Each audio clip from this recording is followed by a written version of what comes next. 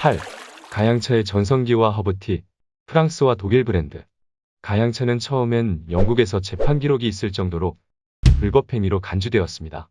하지만 얼그레이의 성공으로 가양차는 새로운 장르가 되었는데요.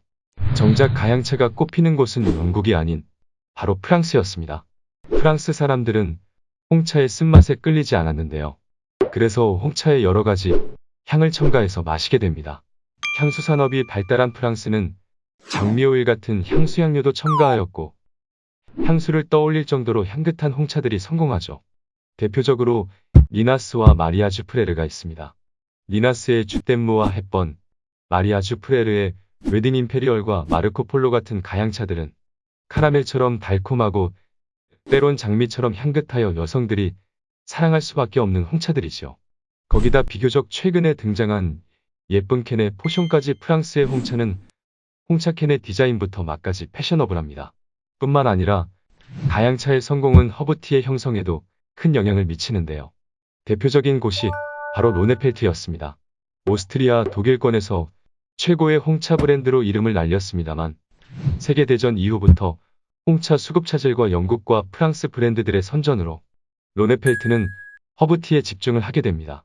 로네펠트의 대표 윈터드림과 레몬스카이는 홍차가 아닌 허브티이죠. 다소 희석될 수 있는 홍차에 대한 명성은 기술력과 고급 마케팅으로 대응했습니다. 로네벨트의 티백은 티백이 아닌 티벨롭이라고 부르는데요. 일반 티백과 차별화되었다는 로네펠트의 자부심이 들어가 있습니다. 또 전세계 고급 호텔과 리조트를 위주로 납품하여 브랜드의 고급화에 성공했죠. 9. 산지에서 직배송한 홍차, 딜마. 스리랑카에서 차 1달러어치를 생산하면 앞서 말한 유럽 홍차 브랜드들은 평균 50달러로 파는데요. 이에 대해 스리랑카 출신 페르난도는 많은 불평등을 느끼고 있었습니다. 뿐만 아니라 고급 스리랑카 차들이 저급의 차와 블렌딩되며 자신의 고향 이름으로 팔리는 것에 대해 분노하고 있었죠. 그는 영국에서 차 감별을 배우고 돌아와 고유 브랜드를 론칭합니다. 아들 둘의 이름을 한 글자씩 딴 딜마였죠. 페르난도의 목표는 하나였습니다. 자신의 고향에서 생산되는 차를 유럽의 브랜드를 통하지 않고 직접 소비자에게 저렴하게 팔며 그 이득을 스리랑카 인부들과 함께 나누는 것이었죠. 산지에서 채취한 다음 날부터 가공에 들어가는 신선함이 바로 딜마의 최대 장점이죠. 딜마의 초창기에 페르난도는 다른 홍차 브랜드들이 저품질 티백, 블렌딩 가양차 허브차를 파는 것에 많은 비판을 하였는데요. 최근 몇 년간은 경영 탓인지 그러한 제안은 많이 사라진 상황이죠. 이외에도 인도의 압기바산드, 스리랑카의 아크바도 유명합니다만 자생산국의 브랜드로는 딜마의 산지 직송 메리트를 따라오긴 힘들어 보입니다. 10. 아이스티와 티백 그리고 립톤. 아마 현재 우리가 만나는 차의 대부분은 아이스티와 티백일 것입니다. 이는 모두 미국에서 태어났는데요. 차를 한동안 등한시했던 차알몬 미국에서 탄생했었습니다. 현재 엑스포의 모태인 만국박람회가 미국 세인트루이스에 열리게 되었는데요. 하계올림픽과 같이 개최하며 무더운 여름에 열렸죠. 주최 측은 뜨거운 홍차를 아무도 마시진 않을 것 같아 일회성으로 내놓은 아이스티가 대박을 쳤습니다. 영국은 물론 무더운 인도에서도 홍차 짜이를 뜨겁게 마시는 전통이 유지되는 데 반해 미국인들은 차와는 거리가 멀었죠. 또 미국의 차 판매업자 설립하는 고객들에게 비단 주머니에 싸서 차 샘플들을 보냈었는데요. 역시나 차알몬 미국인들은 비단 주머니 상태로 차를 우렸고 이것이 티백의 기원이 되었죠.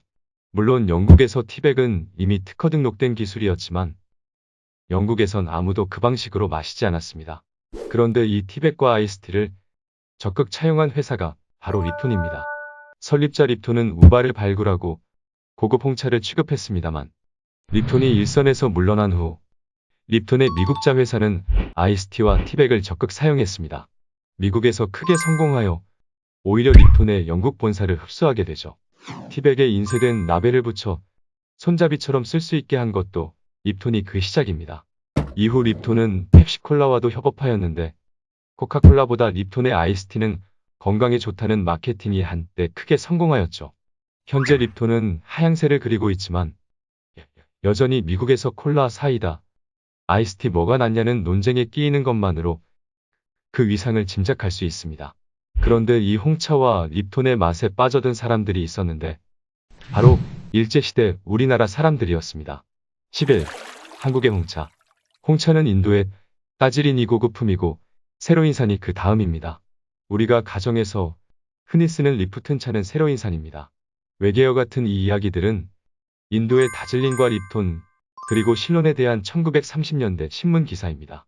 일제시대부터 생겨난 다방들에서 서양 문물인 커피와 홍차가 도입되었는데요. 다즐링, 우바 같은 고급 홍차들도 공급되었고 떫은 맛을 피하기 위해 레몬을 넣어 먹기도 하였죠.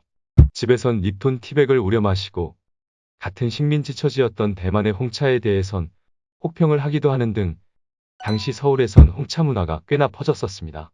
하지만 일본은 중일전쟁 그리고 태평양 전쟁까지 일으키며 홍차와 커피는 수입이 안 되어 아예 자취를 감추게 됩니다. 산업화 시대를 거치며 커피는 커피 믹스, 녹차는 현미녹차로 다시 사랑받지만 홍차에겐 그런 일이 일어나지 않았죠. 하지만 2000년대 들어 밀크티 대자화가 크게 성공하였고 홍차는 음료 시장에 다시 진출하였습니다.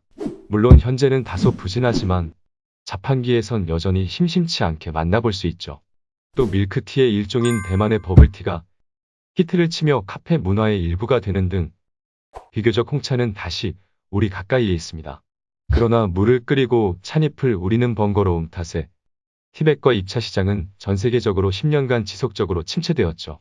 그런데 최근에 홍차는 홈차라 불리며 새로운 전성기를 맞고 있고 예쁜 비주얼의 호텔 애프터눈 티 세트가 각광받으며 다시 홍차의 전성기가 도래하고 있습니다.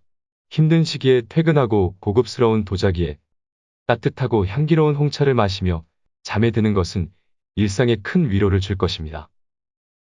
끝까지 봐주셔서 감사합니다.